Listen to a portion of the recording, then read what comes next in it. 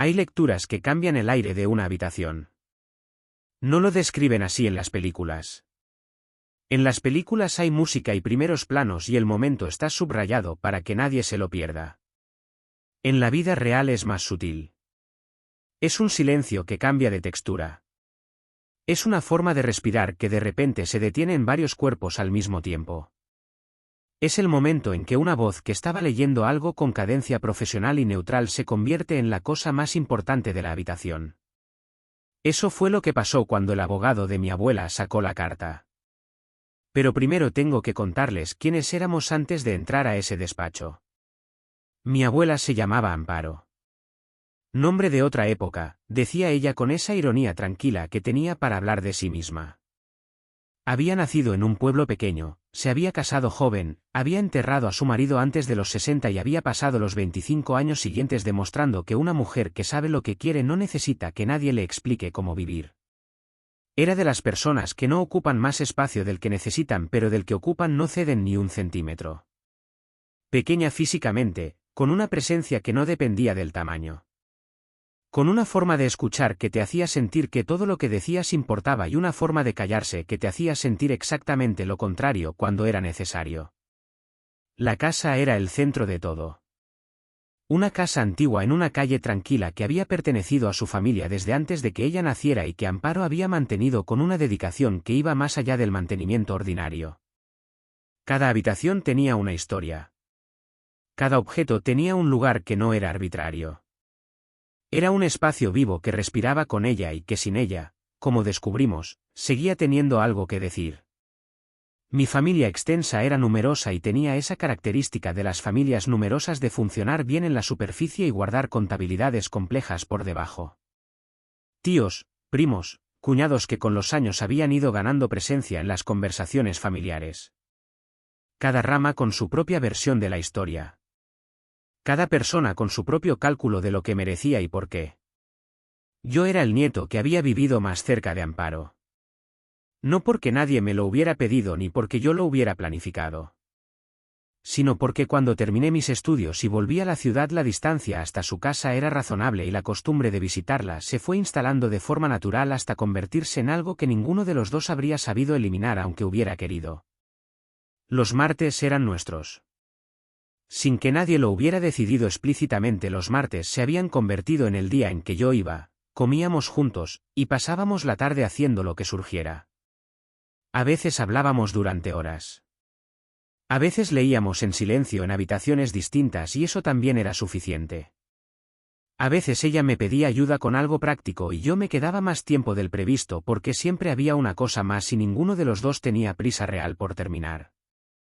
Durante sus últimos años, cuando la salud empezó a cobrar las facturas que cobra, siempre fui yo quien gestionó las visitas médicas, los medicamentos, las llamadas al seguro, los trámites que se acumulan alrededor de alguien que ya no puede encargarse de todo solo.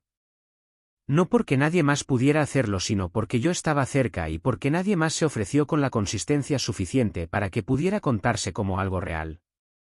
El resto de la familia aparecía. En Navidades, en cumpleaños, en las ocasiones que requieren presencia visible. Venían con flores y con esa energía un poco excesiva de quien compensa la ausencia ordinaria con una presencia extraordinaria en los momentos concretos. Amparo lo recibía con amabilidad porque era su naturaleza y porque había decidido hace mucho tiempo que no iba a gastar energía en rencores que no le servían para nada. Pero me lo decía a mí. Los martes, cuando la casa volvía a ser solo nuestra, me lo decía. No con amargura. Con esa claridad suya que a veces era más contundente que la amargura precisamente porque no tenía emoción que la distorsionara. Me decía que veía lo que cada uno era. Que con los años había aprendido a distinguir entre las personas que están y las personas que aparecen. Que no era un juicio. Era simplemente información. Yo la escuchaba. No siempre sabía qué responder. Pero la escuchaba. Cuando Amparo murió, una mañana de abril con la primavera ya instalada y la luz de su dormitorio siendo exactamente la luz que ella hubiera elegido si hubiera podido elegir, el proceso que siguió fue el que siguen estas cosas. El funeral, los trámites, las conversaciones necesarias. Y la convocatoria del abogado para la lectura del testamento. El despacho era más pequeño de lo que la ocasión parecía requerir. Había sillas suficientes para todos, pero no sobraban. Éramos muchos. Mis tíos, mis primas, algunos cónyuges que habían venido con esa mezcla de interés y fingida discreción.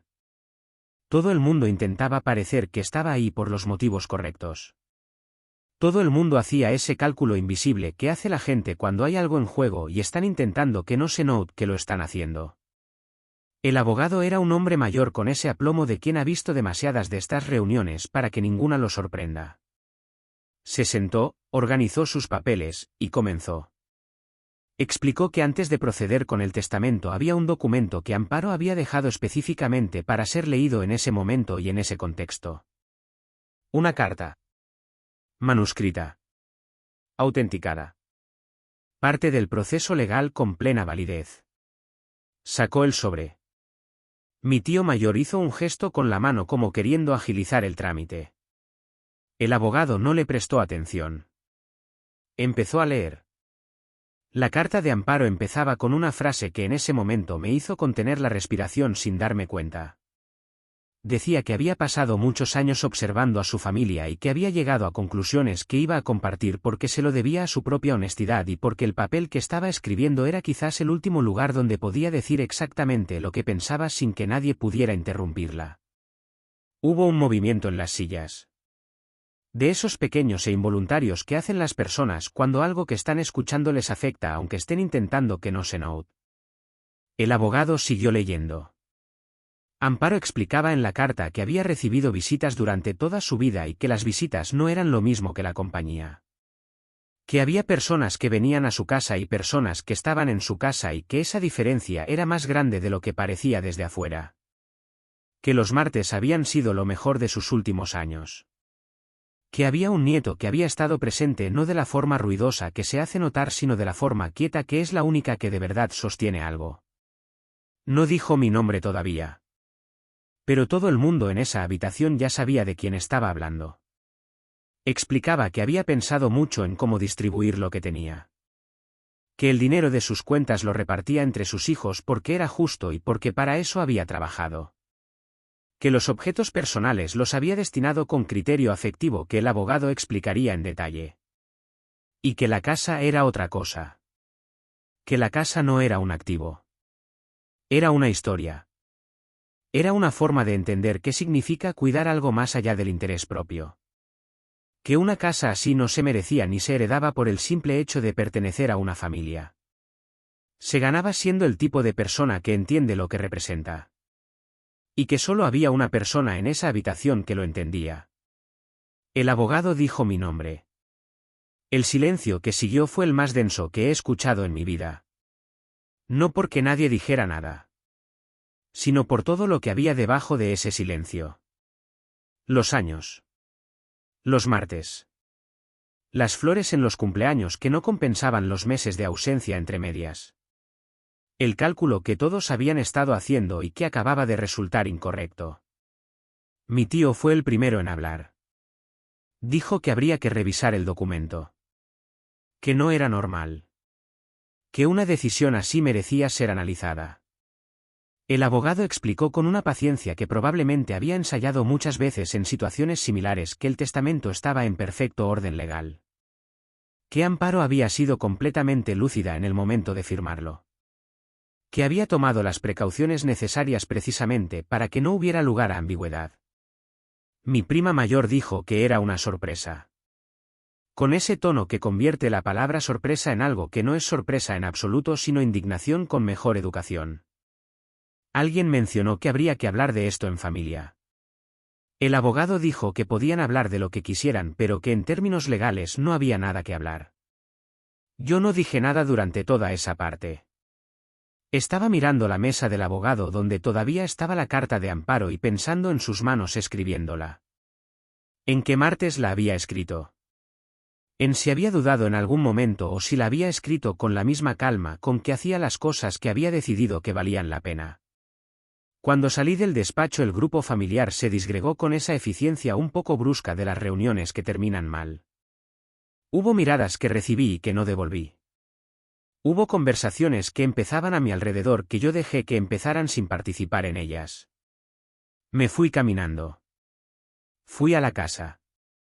Tenía las llaves desde hacía tiempo, desde que Amparo me las había dado un martes sin gran ceremonia diciéndome que era más práctico que tuviera una copia por si acaso. Entré. La luz de la tarde entraba por las ventanas de la misma forma en que siempre había entrado. Olía igual. Tenía la misma geometría de siempre, la misma disposición de objetos, la misma quietud de los espacios que han sido habitados con cuidado durante mucho tiempo. Me senté en la silla que siempre era la mía cuando estábamos juntos. Y me quedé un rato en silencio pensando en ella. No en la herencia. No en lo que había pasado en el despacho. En ella. En los martes. En su forma de escuchar. En la frase sobre las personas que están y las personas que aparecen. En lo que había significado tener a alguien que me veía de esa manera, que tomaba nota, que guardaba esa información como algo que importaba. Las semanas siguientes tuvieron la textura complicada que tienen estas situaciones. Conversaciones familiares que no llegaron a ningún lugar concreto. Algunos intentos de negociación que el abogado desactivó con la misma paciencia de siempre. Una tensión que con el tiempo fue encontrando su propio nivel, no desapareciendo del todo pero volviéndose manejable. Con algunos primos la relación encontró eventualmente una forma de seguir. No igual que antes. Pero honesta de una manera que antes no había sido posible precisamente porque había cosas no dichas debajo de todo. Con otros el silencio se instaló y los dos lados lo aceptamos como lo que era. La casa sigue siendo la casa. La cuido de la misma forma en que la cuidé cuando era de ella porque en cierto modo sigue siéndolo y porque no sabría cuidarla de otra manera. Los martes siguen siendo los martes aunque ahora el silencio que hay en ellos sea de otro tipo. Hay algo que Amparo entendía que tardamos mucho tiempo en entender la mayoría de las personas. Que la presencia no es un gesto que se hace en los momentos importantes. Es el tejido de todos los momentos que no parecen importantes y que son en realidad la única materia de la que están hechas las cosas reales. Nadie decide estar en los momentos importantes. Los momentos importantes se presentan solos y todo el mundo aparece. Lo que se decide es estar los martes. Cuando no hay nada que ganar. Cuando no hay audiencia. Cuando la única razón para estar es que quieres estarlo y que la persona al otro lado importa suficiente para que eso sea razón suficiente. Eso es lo que Amparo vio. Eso es lo que guardó. Eso es lo que puso en un papel que un abogado leyó en voz alta en una habitación llena de gente que había apostado por otra cosa. Y tenía razón. Como casi siempre. Eso es todo. Gracias por escucharme.